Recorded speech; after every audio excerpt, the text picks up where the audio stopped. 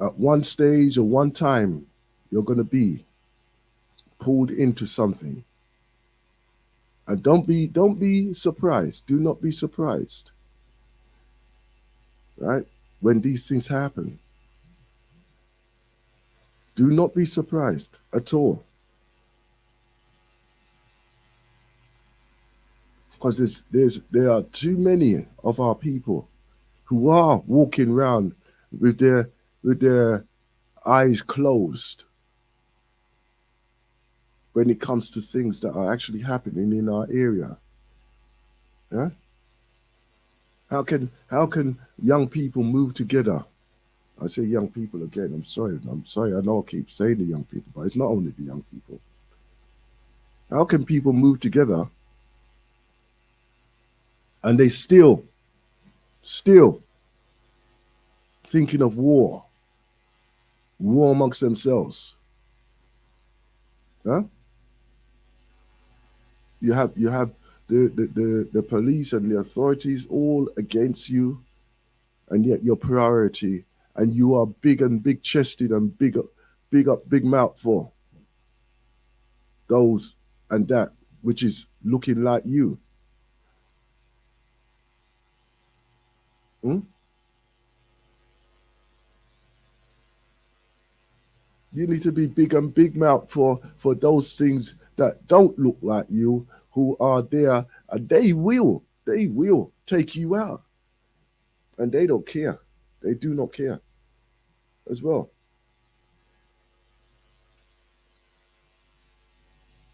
Oh, but of this flu business, it's not good. It's not good. Anyhow, let me just take a little break here for now for my talking. What's this? Mm-mm. Let me give you this.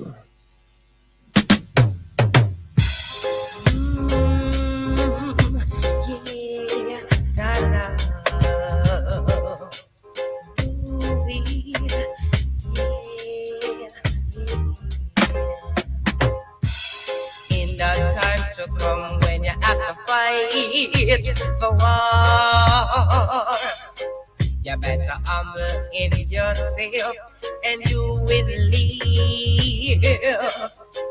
And if you do it war, you will surely go down in fire. Cause if you start, you will live to see. And if you do it war, you will surely go down. A time will come, not jail, when you have to enter. Only righteous straight dogs will into Zion. Don't leave it war, cause if you do, you will fall. Because Jaja, he don't partial, he don't partial. Oh no. Lines are open on 0203-289-6504. Sata in the cell, not the jail.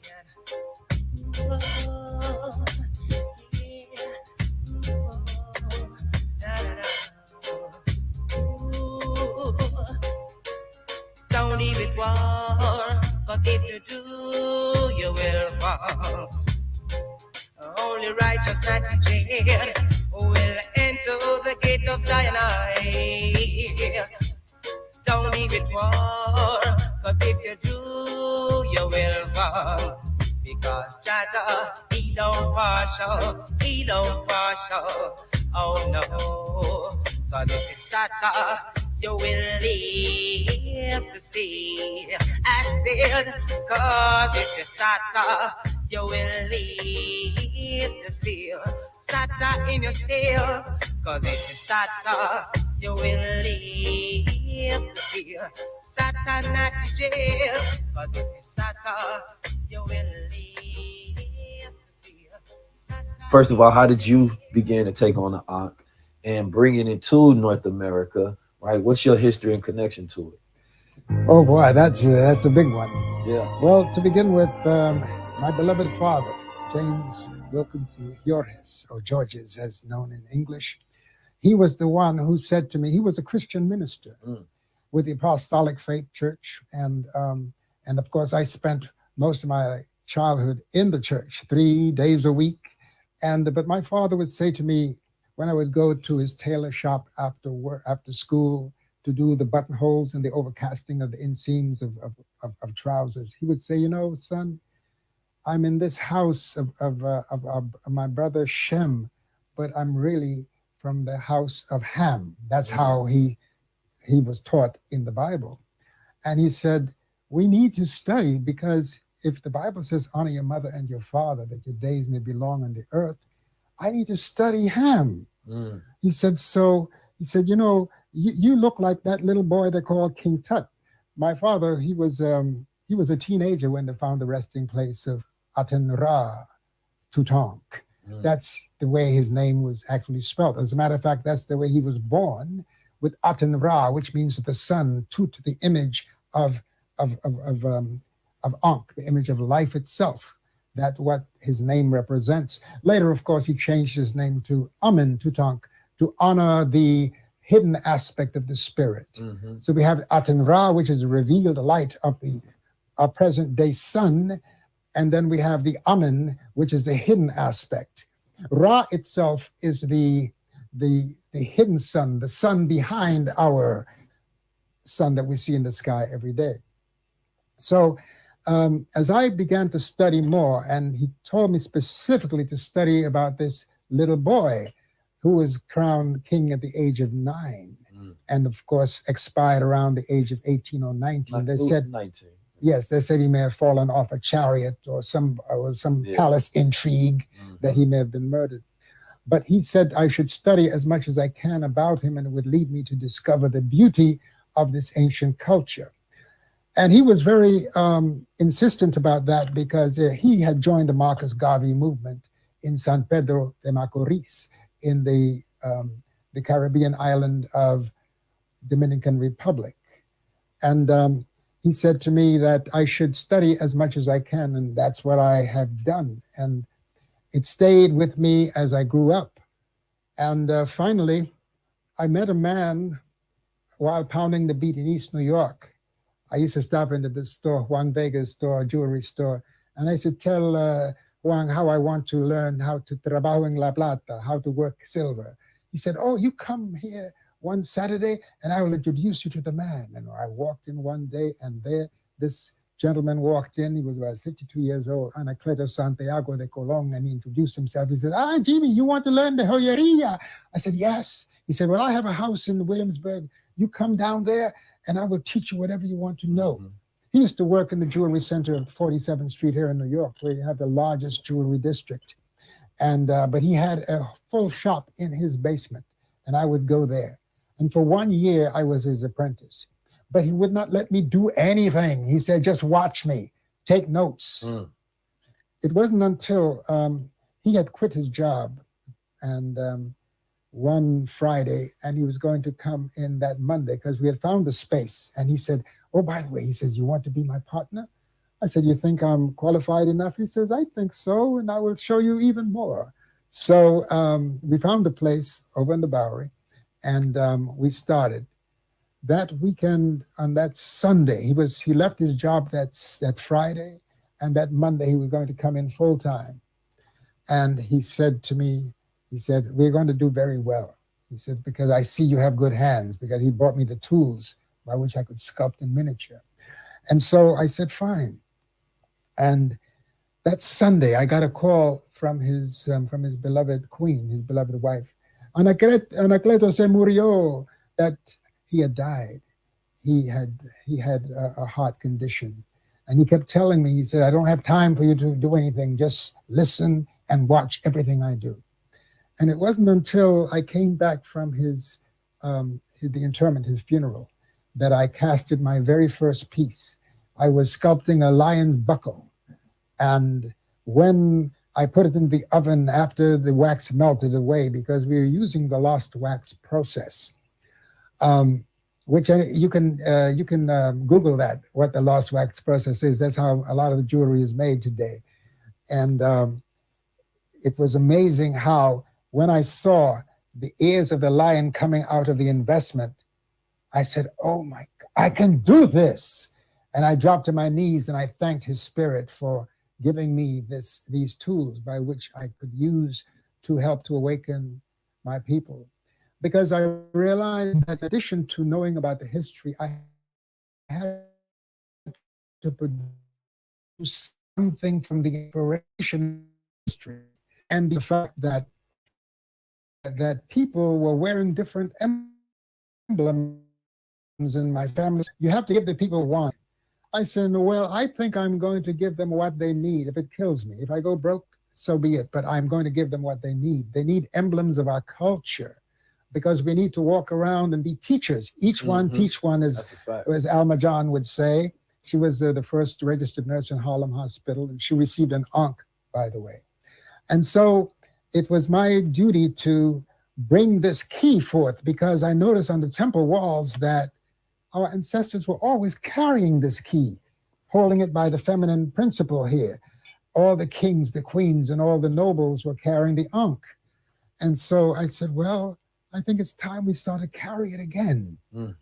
And so, of course, at the time I was a police officer and I was, I don't like to say police officer because that brings up memory of the slave catchers. Yeah. I prefer to see myself as a peace officer. Yeah. Because that's what I did. I brought the peace to the beat. And I love to walk the beat, to talk to the people. And I got some pushback for that because I spent too much time talking to the people. Right. I said, well, if you're going to... And you was wearing your Ankh? On over my handcuff case. So you was wearing your Ankh, and did they didn't like that, or did they care? No, I was psychologically tested. How so? Well, because I kept on wearing it because they said it was not part of the uniform. Right. And I said, well, so they had me go down to for a psychological test. And when I walked in, I threw the Ankh on top of the table. I think it chipped the surgeon's table. And he says, what's that? I said, oh, that's why I'm here, because I carry this. He said, can I touch it? He picked it up from the table. I said, of course, go ahead. He said, you did this? I said, yes, sir.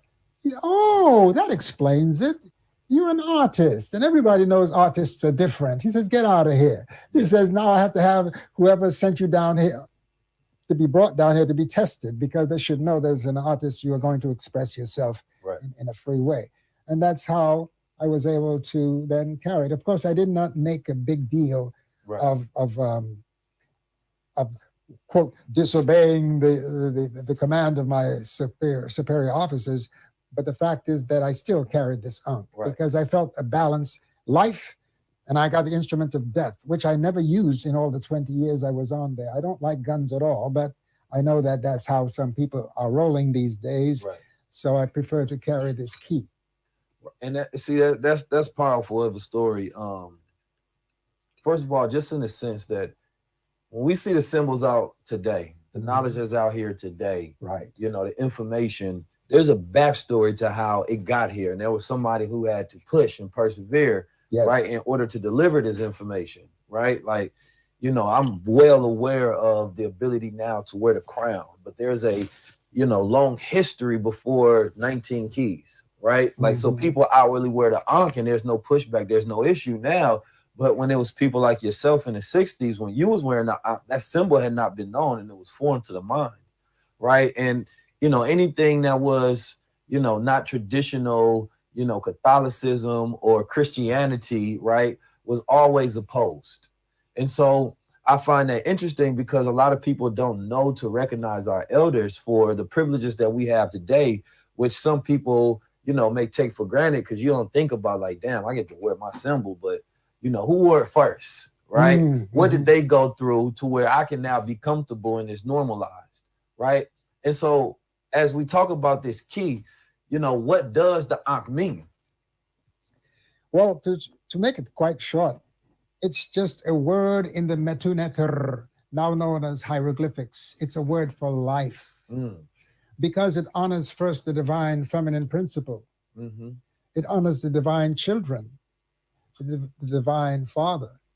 You see, in our culture, Nut, heaven, is feminine. Geb, earth, is masculine. and the children. Holy daughter or son is the product of that comes out of the womb through the seed of the father. Now there's many different interpretations, because as many of our people confront this divine key, their ancestral memory kicks in. So they have different definitions of what ancestral memory. Yes. What's Hereditary ancestral memory. memory? It's And by your, I know my understanding of it, but by your definition of, just the term ancestral memory, with people like, because symbols are very powerful. I just talked True. about this, episode with Joey Badass, because he had some symbols, and I wear my symbols. But like I said, symbols create a feeling in the subconscious, an inner knowing. It can, create a enlightenment in the mind just by seeing certain symbols and having a connection between what's in your DNA. And you may not know it, but you intuitively and instinctively have an understanding built into your genes. That's right. And so that's powerful. When we look at that symbol today, many people take it and establish to their own meaning. And symbols have the ability to be connected to whoever has it, their feelings. But then there's a root, right? And I know you are a person that just doesn't give anybody the right?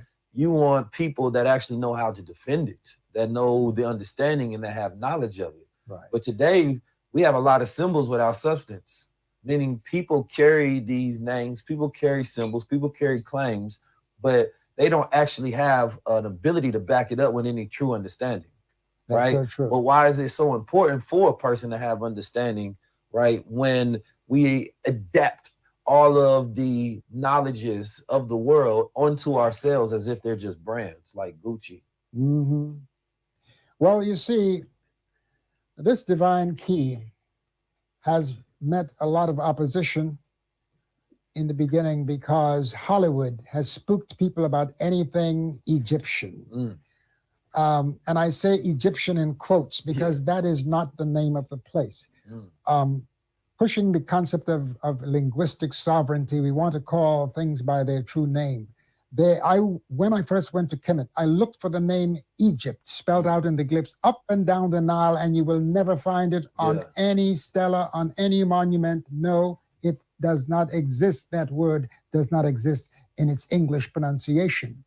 The Greeks, when they came there, they came into a city called Het Ptah Ka, House of the Soul of Ptah, which was the temple that resided in the city of Mennefer, later called by the Greeks Memphis. And in Het Ptah Ka, the early ancestors always, that was one of the largest cities and the oldest cities in the land of Smai Tawi, the northeastern section of Kemet. And it was there that we discover the very foundation of our own creation story. The king Shabaka of the 25th dynasty, he wrote a description of the oldest creation story that goes back to the Old Kingdom, and Shabaka stone, right? The Shabaka stone, precisely. By the way, that beautiful book written by our beloved brother who was on your Kamane. Yes, right. Our brother Kamene. He wrote the book Shabaka's Stone, where he explains that that is the oldest story of our Genesis of the beginning of creation. And it speaks about how creation came into being. And it's a wonderful document, and I would suggest that people become more acquainted with what our ancient ancestors in the Nile Valley had to say about creation. Because long before any